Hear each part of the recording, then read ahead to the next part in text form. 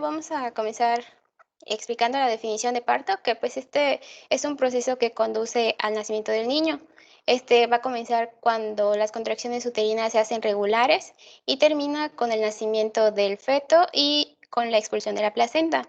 Así también, pues debemos saber que tanto el embarazo como el nacimiento pues son procesos fisiológicos que deben ser considerados en la mayor parte de las embarazadas. Bueno, acá tenemos las fases del trabajo de parto para recordar.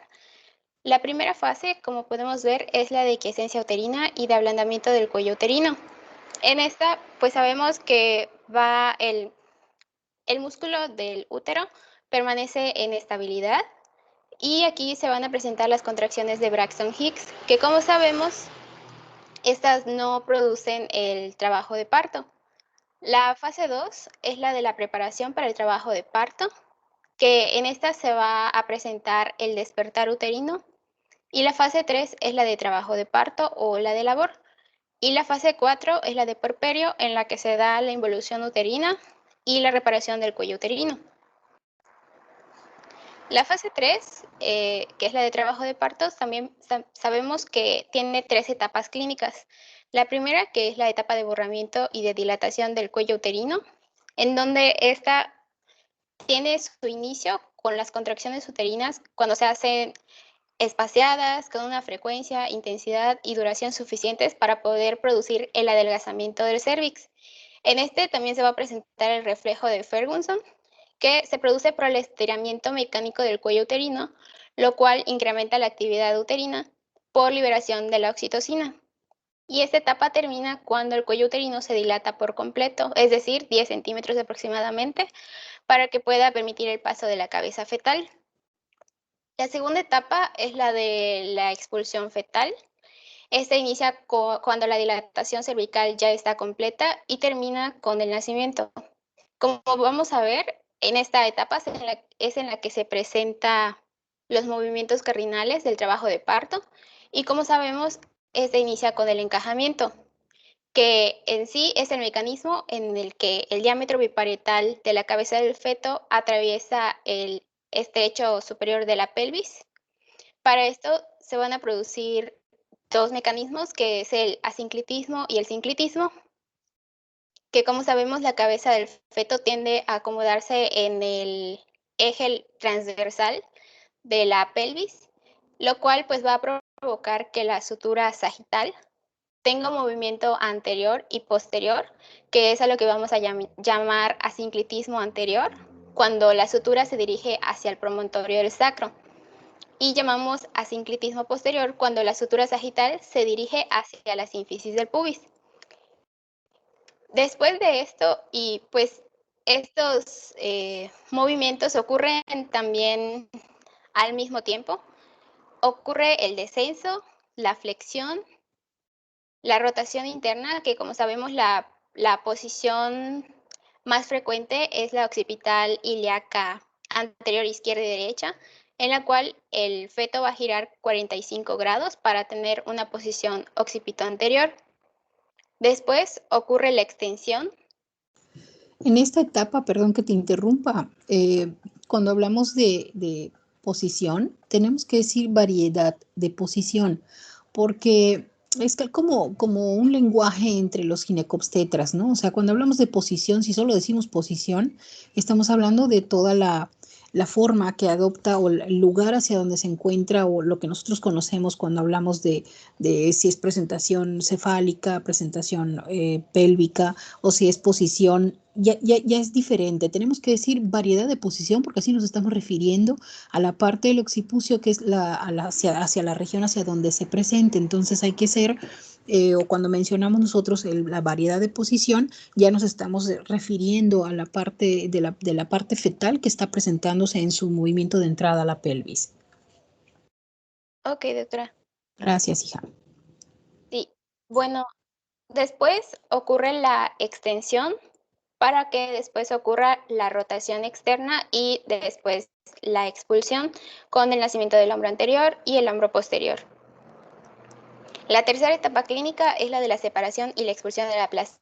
placenta, la cual va a iniciar después de que nace el bebé y termina con el alumbramiento de la placenta. También, pues acabamos de recordar que existen los planos de Hodge y los planos de Lee. Estos pues van a dividir el estrecho superior de la pelvis inferior y esto nos va a ayudar a evaluar el descenso de la cabeza fetal durante el trabajo de parto. En cuanto a los planos de Hodge, sabemos que son 4. El primero que va desde el borde superior de la sínfisis del pubis al promontorio del hueso sacro. Cuando la cabeza fetal se encuentra en este plano, se dice que está libre.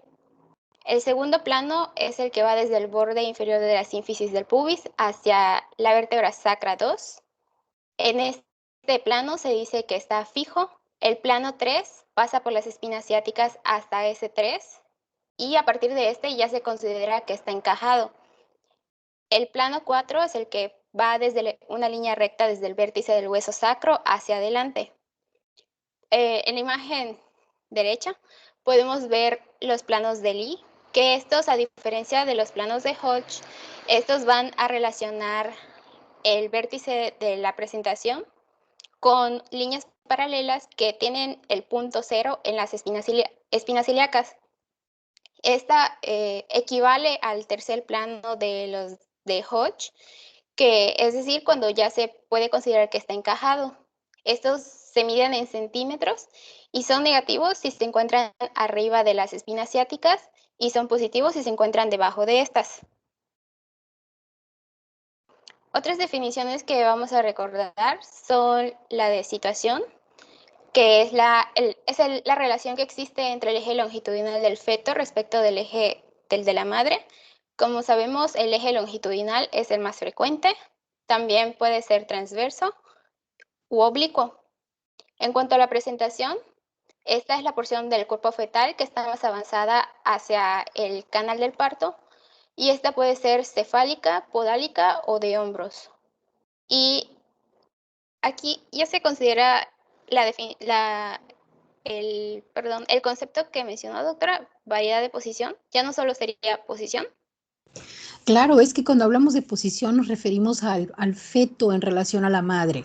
O sea, decimos si está en anterior, si está posterior, a la izquierda, a la derecha. O sea, hablamos del dorso, dorso a la derecha, dorso anterior, dorso a la izquierda. Cuando el producto está en situación transversa, hablamos de dorso anterior o dorso posterior. No sé si me explico. Entonces, cuando estamos hablando de los movimientos cardinales de la presentación cefálica dentro del canal de la pelvis, entonces ahí hablamos de variedad de posición. Y obviamente esto pues nos hace alusión únicamente a la parte del cráneo o de la cabecita que está entrando a la pelvis y está haciendo sus movimientos para poder entrar o descender, ¿no? Ok, ya me quedó claro. Gracias. Adelante. Ok, esta pues se refiere a la relación del contorno fetal con el entorno de la madre. Este puede ser anterior, posterior, izquierda o derecha. Y sabemos que el izquierdo es el más frecuente en el 66% de los casos y derecho en el 33%. La actitud, pues sabemos que es la relación que guardan las partes del feto entre sí y lo normal es que se encuentre en flexión. Ya entrando en el tema de distocia, este se define como un trabajo de parto difícil, el cual interfiere con el avance ordenado del parto espontáneo. Este se va a caracterizar por tener un avance anormalmente lento. Entre sus mecanismos, existen como dos clasificaciones, pero básicamente es lo mismo. Puede ser por anomalías en las fuerzas expulsivas, ya sea porque las contracciones son ineficaces o desordenadas, o porque el pujo pues no es el adecuado. Puede ser también por anomalías fetales en la presentación, en la posición o en el desarrollo fetal.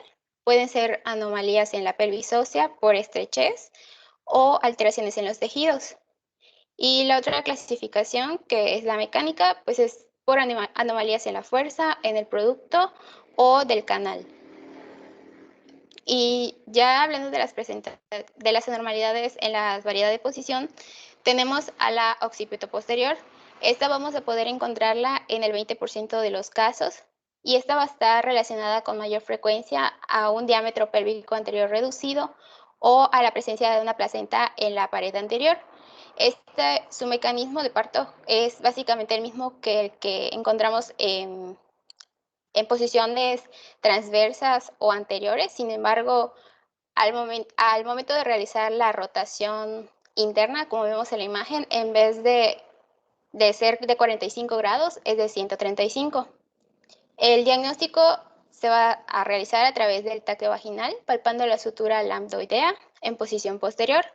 En esta, pues la mayor parte de los casos, del 90 al 95%, pues van a tener el parto espontáneo, ya que la posición va a ser occipito anterior.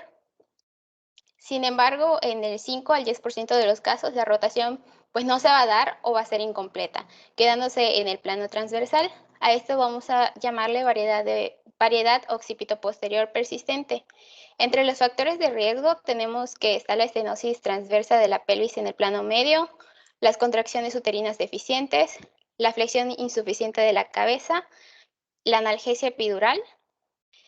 Y pues en cuanto al manejo, pueden ser 4 opciones, por así decirlo. El parto espontáneo, que para que esto suceda, tiene que el plano inferior o de salida debe de ser amplio y el introito vaginal y el perineo deben estar relajados por partos previos. Si esto no ocurre, no se da el parto espontáneo, se puede hacer la rotación manual hacia la posición anterior o se puede aplicar el forceps para extracción en la posición occipito posterior. O si no, se hace una rotación del occipucio con el forceps hacia anterior y posteriormente se realiza la extracción.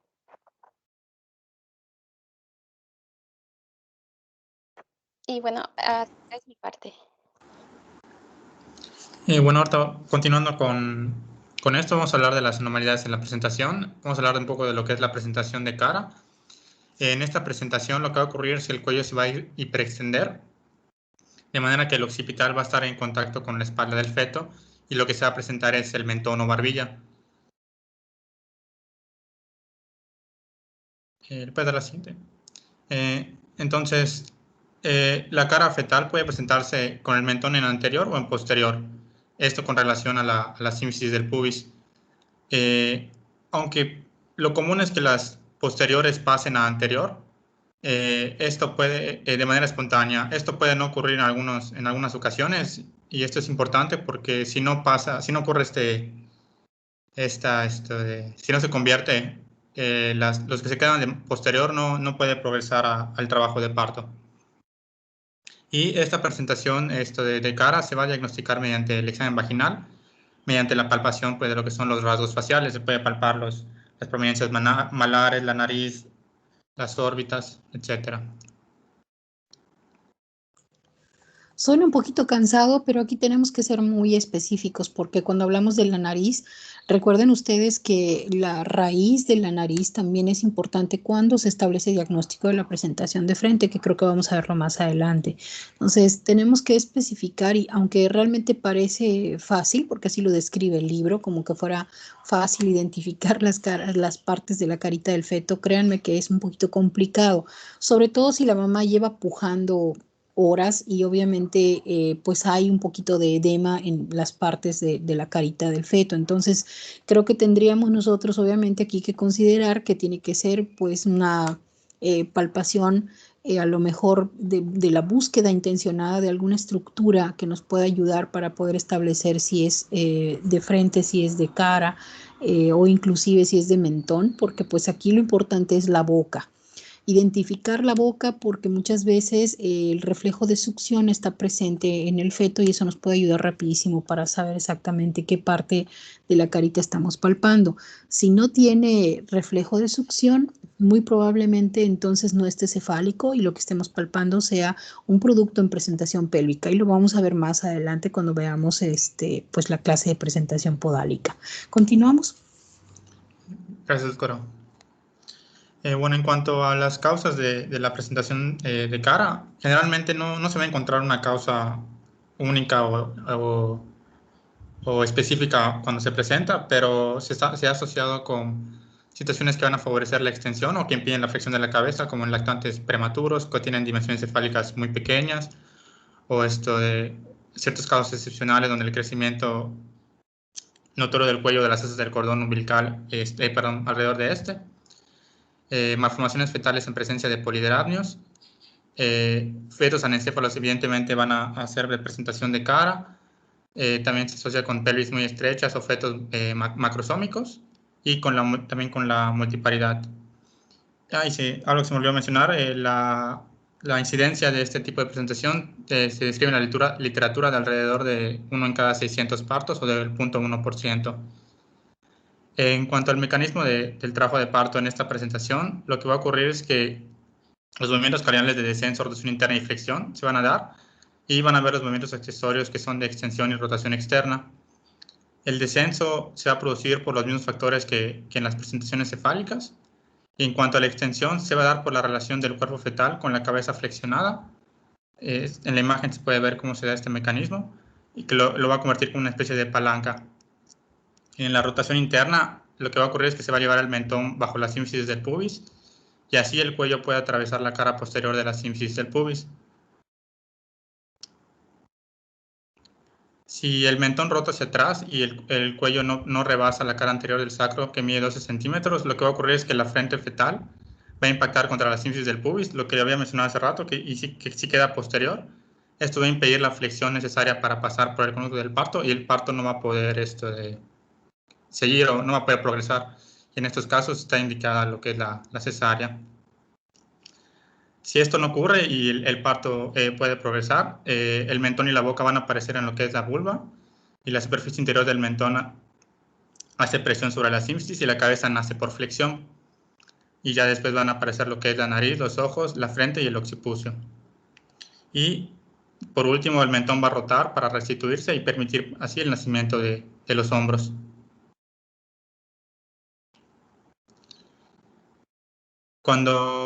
Como les mencioné, cuando en ausencia de una pelvis contraída y un trabajo de parto efectivo, muchas veces puede tener éxito lo que es el parto vaginal, pero hay varias ocasiones en las que las presentaciones de cara hay cierto grado de contracción de la entrada pélvica y entonces puede ser que sea necesario indicar lo que es el parto por cesárea.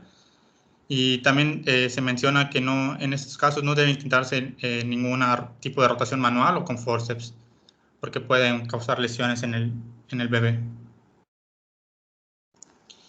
Y bueno, en cuanto a la presentación de frente, esta es un poco todavía más rara que la presentación de cara, porque normalmente es como una intermedia. Es decir, la mayoría de las presentaciones de frente o pasan a occipital o pasan a presentación de cara, ¿no? Pero hay unas que pueden quedarse así. Si esta presentación de frente se mantiene o es persistente, no va a poder ocurrir el encajamiento de la cabeza y por lo tanto no va a poder progresar el parto. Solo exceptualmente cuando la cabeza fetal es demasiado pequeña en bebés muy pequeños o con pelvis muy grande, pero estos casos son excepcionales. En cuanto a las causas, estas van a ser las mismas que la presentación de cara. Y bueno, como les mencioné, está inestable y a menudo se convierte en presentación de cara por extensión o presentación de occipucio por flexión.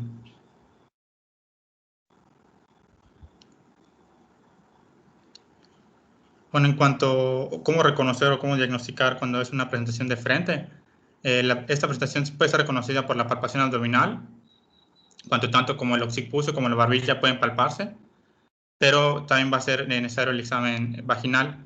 En este caso, lo que se va a poder palpar son las suturas frontales, la fontanela anterior grande, las crestas orbitales de los ojos y la raíz de la nariz. Pero en este caso, como mencionó la doctora, lo importante es que aquí no vamos a palpar lo que es la boca ni la barbilla. Y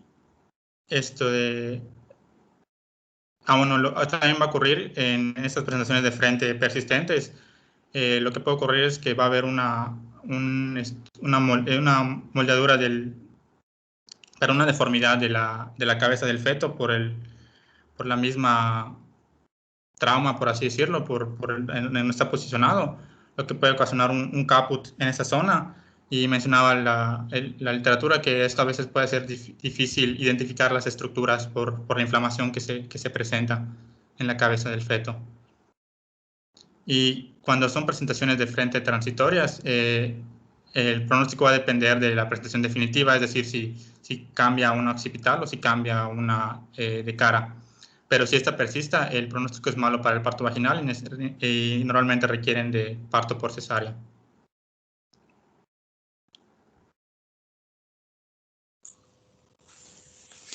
Bueno, casi siempre cuando tenemos este tipo de situaciones, en algunos momentos o en algunos casos puede ser predecible.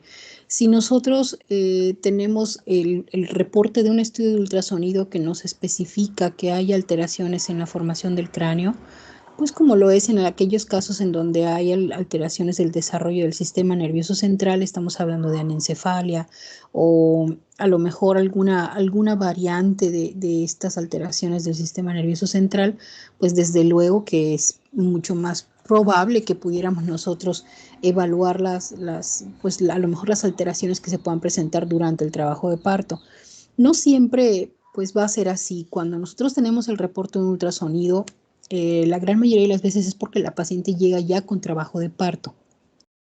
Si el niño no tiene un buen pronóstico, sí es muy probable que a lo mejor esa malformación tenga a lo mejor alguna otra también de este tipo de alteraciones del sistema nervioso central, pues hacer una cesárea significaría comprometer el futuro obstétrico de la madre, porque en teoría la cesárea es para mejorar el pronóstico del producto, ¿no? Entonces, cuando nosotros decidimos hacer una cesárea, cuando sabemos que a lo mejor fue únicamente alguna cuestión con el circular del cordón probablemente, o a lo mejor tiene doble circular de cordón, pero no hay ninguna malformación, pues obviamente ahí en esos casos lo ideal es no continuar con el trabajo de parto, se deben de hacer algunas pruebas de bienestar fetal, pero finalmente lo importante es no forzar a lo mejor los cambios que puedan tener en la presentación de cara durante el trabajo de parto. A mí me ha tocado ver pacientes que tienen la presentación de frente y de repente ya tienen 2 o 3 horas en conducción del trabajo de parto. Y sabemos que de todas estas, a lo mejor la variedad occipito posterior persistente o la de mentón, pues pueda modificarse y a lo mejor pueda continuar o progresar el trabajo de parto. Pero en una presentación de frente es mucho más difícil que haya una modificación o una rotación que permita que pueda darse el parto. Entonces tendríamos nosotros que evaluar bien todas las circunstancias de la paciente para poder entonces continuar con el trabajo de parto. No tiene que nacer por parto. Si hay situaciones que están comprometiendo la vida del feto, en ese momento se decide entonces suspender goteo oxitóxico, a lo mejor ponerle un vendaje a la paciente de miembros inferiores y meterla a quirófano para sacar al bebé. Porque si insistimos en la conducción, entonces vamos a tener pues alteraciones, como bien se mencionaron, la formación de un moldeamiento, un caput, una lesión a órganos importantes como los ojos, por ejemplo, y obviamente esto puede dañar el sistema nervioso del producto, entonces definitivamente no vale la pena forzar un trabajo de parto. Si tenemos una variante occipito posterior persistente, también tendríamos nosotros que tener en consideración que va a tardar mucho más tiempo que si estuviera en una presentación normal, ¿verdad? Porque tiene que rotar. Es pregunta de examen, recuerden ustedes bien cuánto tiene que rotar, aunque realmente esto es pues un cálculo, ¿verdad? Pero pues sí tiene que llegar hasta la región anterior para poder entonces hacer el descenso. Cuando entra en posterior, eso sí complica mucho más las cosas porque pues obviamente sabemos que las complicaciones pueden ser muy serias. Sacar un bebé con un Apgar bajo, pues entonces le estamos dando un mal pronóstico de desarrollo neurológico al producto. Entonces tenemos que estar bien seguros de que la pelvis es una pelvis útil, de que está en tiempos de acuerdo a cada fase del trabajo de parto, porque si se pasa de por lo menos media hora, 1 hora de estar considerando que puede progresar el trabajo de parto, entonces podemos tener desgarros, podemos tener lesiones, sobre todo al canal vaginal, al canal de parto, ¿no? Y esto es considerando que no solamente estaríamos generando alguna complicación en la madre, sino también daños en el producto, ¿no? A lo mejor no sé si vieron en el año pasado alteraciones como la lesión del plexo braquial y todas sus horribles consecuencias, y por esa razón es que tenemos que tener bien cuidado, o sea, mucho cuidado y la vigilancia del trabajo de parto en todas y cada una de sus fases.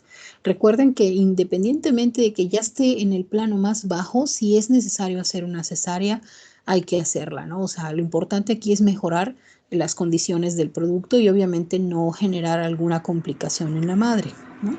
No sé si quieran hacer alguna pregunta o quieran comentar algo. Doctora, yo tengo una preguntita. Sí. Las maniobras de Leopold sé que Ajá. son para identificar en qué posición y variedad se encuentra el bebé, pero cuando el bebé se encuentra, no sé dónde leí que se puede maniobrar al bebé para dejarlo en posición, o sea, cefálica, si es tan podálica o algo así. ¿Esto es cierto o solo fue algo que leí? Bueno, sí, está descrita la versión externa, que de hecho así se llama. Lo que tenemos que recordar es que las maniobras de Leopold nos van a guiar, nos van a ayudar y esto normalmente tiene pues una confiabilidad desde la semana 24 de gestación, algunos dicen 26, pero pues obviamente si estamos hablando de un producto muy pequeño de 20, 22 semanas no tiene caso hacer ningún tipo de movimiento. Y sí es conocida y descrita el empleo de las maniobras o conocido realmente como versión externa. Podemos hacer los movimientos de rotación para poder colocar al producto que está en presentación pélvica en presentación cefálica. Pero pues obviamente tendríamos que tener muchas condiciones, por ejemplo, que se haga esto en un área hospitalaria, en donde se cuente con quirófanos, porque pues al estar manipulando también podemos desencadenar contracciones que puedan originar un desprendimiento placentario, ¿no? Y esto puede llevarnos a hemorragia y obviamente si no tenemos una sala disponible, pues no tiene caso generar esta complicación, ¿verdad? Y dos, el abdomen debe ser muy péndulo. Esto pasa y es más fácil hacerlo en pacientes que son multigestas, pero pues es algo que ya está literal, no es que esté proscrito, pero ya no se hace esta práctica de versión externa por las múltiples complicaciones que han habido. Eh, Estamos hablando de que si tenemos a la paciente en la sala de toco del hospital, en donde hay un quirófano y tenemos anestesia lista o que está disponible el quirófano, pues probablemente podemos intentarlo, ¿no? Pero realmente tendríamos que tener todas las condiciones para poder hacerlo. Si falta a lo mejor no sé, que no hayan compresas, que no hay paquetes globulares en reserva, no tenemos la experiencia, a lo mejor nunca lo hemos hecho, pues la verdad es mucho más ético no hacerlo, ¿no? Si hay la experiencia, pero no hay el quirófano, no está el anestesiólogo, salió a comprar su coca o su torta y no está en donde estamos nosotros haciendo el movimiento, mejor ni meternos en problemas. Esto sucede muchas veces en forma a veces no siempre lo programas, pero cuando estás haciendo las maniobras y la estás revisando, de repente sientes que puedes modificarlo o moverlo, pues a lo mejor lo puedes hacer si tienes experiencia, pero si no tienes la experiencia y solo quieres ver qué pasa, mejor no hay que aventarse. Sí está descrito, Vicente, sí está descrito, está en la literatura, se conoce como versión externa, pero ustedes si quieren revisarlo, inclusive pueden ver que existen también ciertas, digámoslo así, ciertos requisitos o se deben de tener todos esos requisitos para que se pueda realizar la versión externa, ¿no? Gracias. De hecho, las maniobras de Leopold no es que te sirvan para hacer la versión, sino que las maniobras de Leopold son una herramienta que nosotros tenemos para poder identificar la situación del producto, la presentación, la posición. Eso nos va a dar a nosotros información, pero no es un método de tratamiento. O sea, no sabemos que podemos ubicar la cabeza, podemos ubicar el dorso, dónde está el hombro, pero no es como que no está descrito que las maniobras de Leopold sirvan para hacer la versión externa. Obviamente nosotros tenemos ya con las maniobras de Leopold la ubicación y cómo está el producto y a lo mejor podemos saber si podemos hacer la versión externa o no, pero para poderlo hacer tendríamos que tener todos esos requisitos que mencioné anteriormente. Y las maniobras de Leopold nos van a dar a nosotros la herramienta para poder escuchar el corazón del bebé, por ejemplo, o para poder decir esta paciente tiene un producto en presentación pélvica, pero todavía tiene 26 semanas, por ejemplo, o 28. Bueno, está bien más grande, 30 semanas. Pero si ya tiene 30 semanas y está pélvico, no por esa razón la vamos a ingresar y la vamos a operar, ¿verdad? Porque obviamente tenemos que ver otras situaciones como la madurez pulmonar, si tiene a lo mejor hipertensión o es diabética, a lo mejor no necesariamente para que el bebé nazca, sino para controlar la presión, para controlar la diabetes y además pues mala suerte, el bebé está sentado, ¿no? Pero pues obviamente aquí lo que tendríamos que ver es más que nada, o lo que más nos importaría sería controlar la diabetes, controlar la hipertensión, y el bebé no importa que esté pélvico, porque todavía le falta más tiempo ahí adentro, ¿no? Está más grande todavía su casita, y el bebé es más pequeño y a lo mejor en 2 días ya se volteó. O sea, ¿por qué? Porque se está moviendo mucho, ¿no?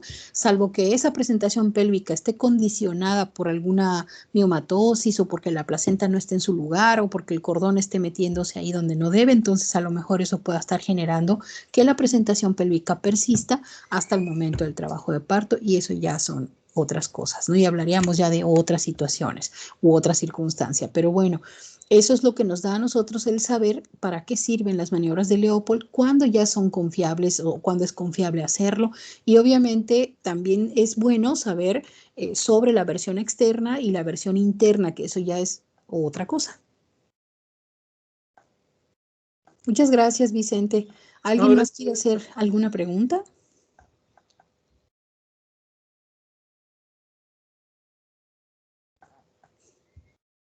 Bueno, pues agradecerles a todos por estar pendientes. Definitivamente las preguntas pues del tema o de la evaluación sobre esta parte del tema están enfocadas más que nada en la distocia.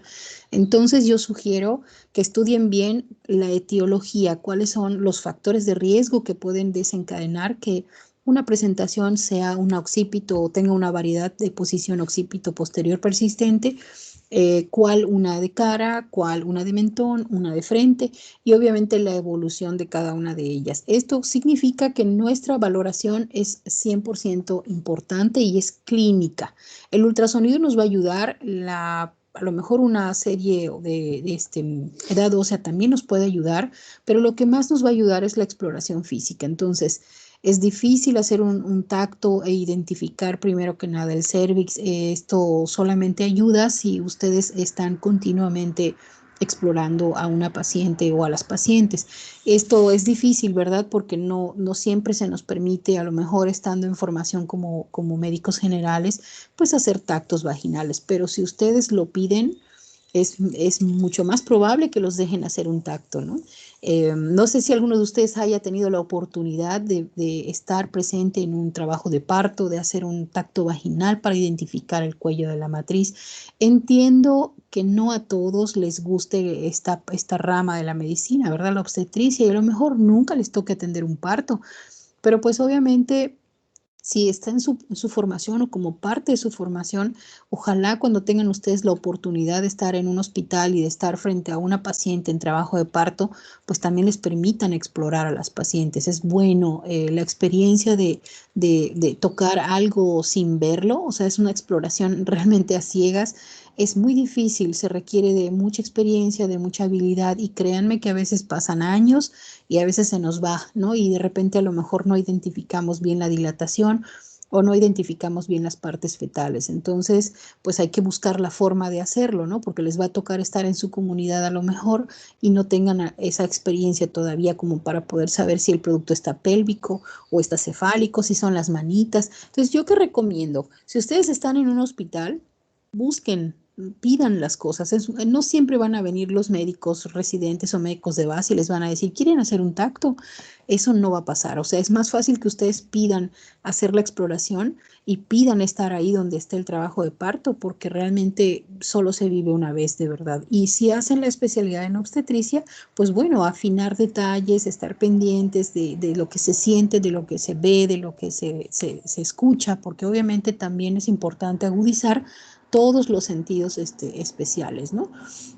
Y si ustedes han tenido la oportunidad de estar en un trabajo de parto, se van a dar cuenta de que realmente lo que dice el libro de que es muy fácil, realmente no lo es, y tampoco está así como que muy bien medido, de tal forma que hay pacientes que tienen un trabajo de parto con horas muy reducidas y a lo que también se le conoce como parto precipitado, y hay pacientes que a lo mejor exactito a los 40 minutos tardó su expulsivo, de que dilató a que nació, y todos estos planos de Hodge. De repente es un poquito complicado, ¿no? Pero pues obviamente si nosotros no tenemos presente lo que es normal visual, pues difícilmente vamos a poder identificar algo que no esté bien, ¿no? Entonces sí es importante que ustedes tomen las oportunidades y no se pierdan esa oportunidad de tocar, de palpar, de buscar intencionadamente y pregunten. Ustedes acérquense y pregunten. Cuando estén en un área de partos, pidan revisar a los recién nacidos.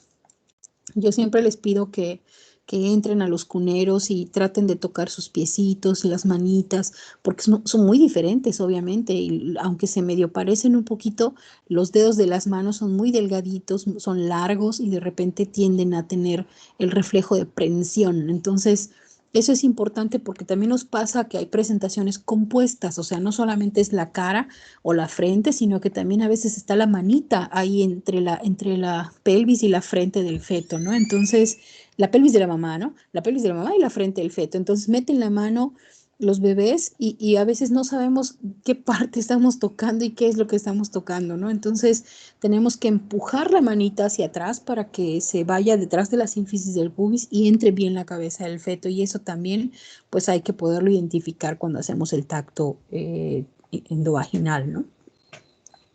Muy bien, jóvenes, les pido mil disculpas por el tiempo del retraso. Espero que eso no nos pase en la siguiente clase. Y no sé si quieran hacer alguna otra pregunta, algún otro comentario. La siguiente clase es sobre presentación pélvica.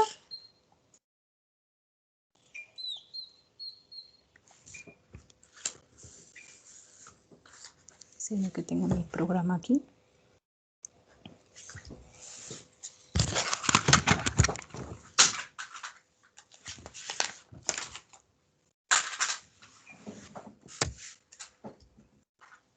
Sí, doctora, es presentación pélvica y situación transversa, macrosomía fetal, hidrocefalia como causa de distosia. Ok, porque bueno, el Williams, aquí en este capítulo en particular, tiende mucho a meter así como que, no sé, fulanito y perenganito et al, dice, estudiaron esto y hacen como que mucho rollo. A mí me gusta más el libro de González Merlo para lo que es presentación pélvica, pero pues como ustedes gusten de cualquiera de las dos formas, me permite explicarles un poquito más. Casi siempre cuando vemos presentación pélvica o yo cuando veo presentación pélvica con los chicos de 5º año, pues programo una clase en el de CODAS, pero pues está un poco difícil ahora. No importa, sin embargo, más adelante, el día que ustedes quieran y si regresamos a las clases de tipo presencial, pues podemos agendar una de trabajo de parto o de presentación pélvica para que la hagamos con Noelia en el de CODAS, ¿no? Por lo pronto, pues nos vamos a conformar con la presentación. Y bueno, nos vemos el miércoles en la tarde. Y yo creo que para el siguiente martes de esta semana, el que sigue, creo que sí voy a poderles ver porque creo que se va a suspender la Junta de Gobierno y a lo mejor sí podamos tener clase toda la semana. Bueno, a excepción del lunes, ¿verdad? Que es festivo. Pero nos vemos entonces en la siguiente clase con presentación pélvica. Muchas gracias por sus consejos. Gracias, doctora. Gracias a los que presentaron la clase. Gracias, doctora. Gracias, Cuídense doctora. mucho. Tenga linda tarde. Nos vemos. Igualmente, muchas gracias. Sigo luego. con los chicos de primer año con embriología.